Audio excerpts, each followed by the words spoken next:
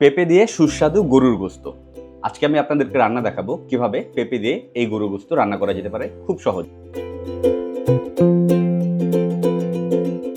প্রথমে পরিমাণ মতো পেঁপেগুলো কেটে নিয়েছি এবং গোশতগুলো পরিষ্কার করে ধুয়ে নিয়েছি।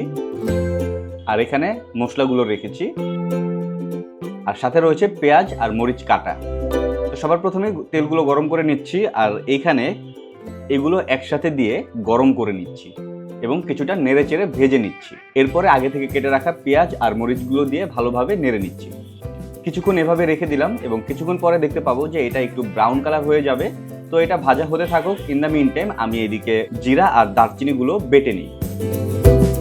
বেটে ঠিক এরকম পেস্ট করে নিলাম, বাটা হয়ে গেল। আর ওদিকে পেঁয়াজ মরিচ আর অন্যান্য মশলাগুলো একটু ব্রাউন কালার হয়ে গেলে সেটার সাথে পরিমাণ মতো হলুদের গুঁড়া, পরিমাণ মতো মরিচের গুঁড়া, পরিমাণ মতো ধনিয়া গুঁড়া, লবণ এবং কিছুক্ষণ আগে যে জিরাটা বেটে নিলাম সেটা দিলাম এবং আদা বাটাও দিয়ে দিলাম।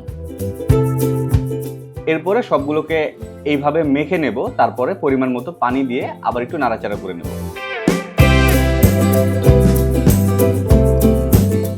নাড়াচাড়া করতে করতেই কিছুক্ষণের মধ্যে এটা কষে এরকম হয়ে যাবে, পানি একদমই কমে গিয়েছে। তো এরপরে এর সাথে আমরা আগে থেকে কেটে রাখা গরুর গোশতগুলো দিয়ে দেব।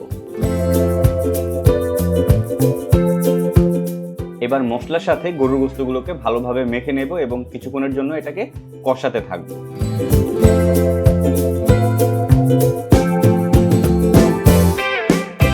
তো আমরা এটাকে কিছুক্ষণের জন্য ঢেকে রাখি। 8 থেকে 10 মিনিটের জন্য ঢেকে রাখলাম।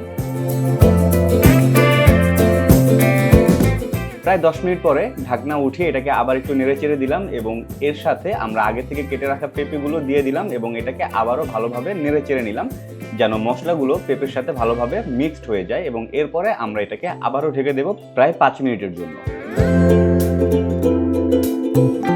4-5 মিনিট পরে এটাকে উঠিয়ে প্রয়োজন হলে আমরা আবার একটু নেড়ে চেড়ে নেব।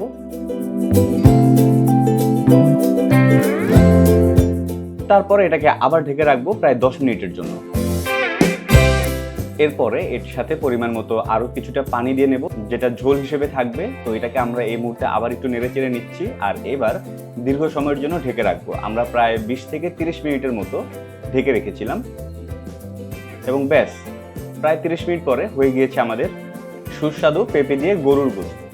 এখন পরিবেশনের পালা, আর পরিবেশন শেষেই কিন্তু আমরা গরম গরম এটাকে খেয়ে নেব।